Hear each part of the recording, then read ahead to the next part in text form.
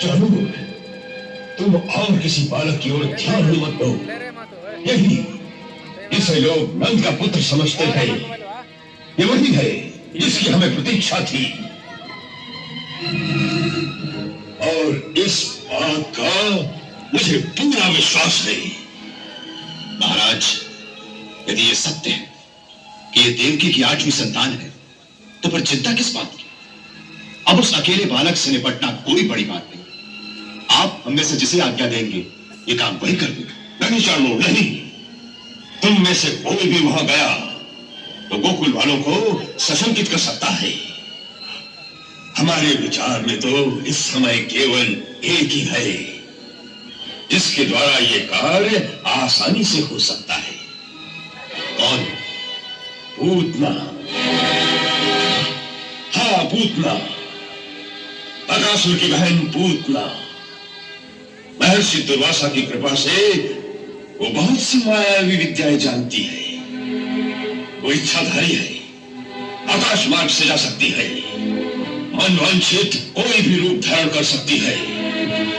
गोकुल में उसे कोई भी नहीं पहचानेगा। बकासुर, तुम आज ही जाकर पूतना को हमारे पास आने के लिए कहो। तुम्हारे साथ हमारे युद्ध में उसने हमें अपना भाई बनाकर तुम्हारी प्राण रक्षा की थी। उस रिश्ते को निभाने का समय आ गया है। उसे कहो तुम्हारे भाई को तुम्हारी आवश्यकता आ पड़ी है, और उसे कुछ मत कहना।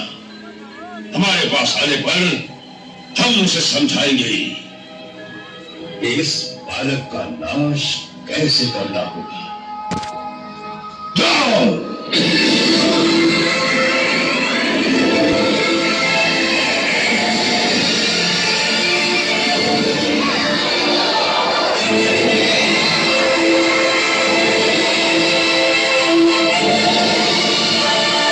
मथुरा नरेश की जय हो। क्या आज्ञा है महाराज? पूतना।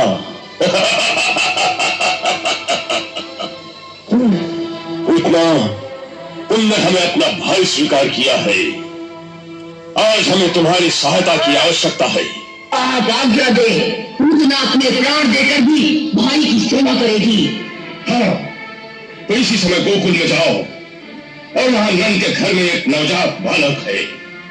कहते हैं कि उसका जन्म आज से 7 दिन पहले यशोदा के गर्भ से हुआ। और मुझे पूर्ण विश्वास है, आकाशवाणी के अनुसार जिसने मेरा काल होना है, ये वही बालक है जिसके लिए मैंने देवकी को इतने वर्ष तक कारागार में रखा। किसी छल के द्वारा वो मेरे हाथ से बच के निकल गया। अब तुम्हें उसकी हत्या करके मेरी चिंता का अंत करना है। एक बंदे से बालक की हत्या, बस इतना ही काम है भैया। ये नन्हा सा बालक कोई साधारण बालक नहीं है पूतना। यदि मेरा अनुमान सत्य है तो वो स्वयं विष्णु ही है, जो देवताओं की रक्षा के लिए पृथ्वी पर अवतीर्ण हुआ है। इसलिए यह कार्य शायद इतना सहज नहीं होगा जितना तुम समझती हो। हाँ, विष्णु बहुत छलिया है, इसलिए तुम्हें बहुत सतर्क होकर वहां जाना चाहिए। इसकी आप चिंता न करें। यदि वो छलिया है तो मैं भी उसे छल से ही मारूंगी। वो कैसे? मेरे पास कालकूट नाम का विष है, ऐसा भयंकर कि हाथ लगाओ तो हाथ भी जल जाए।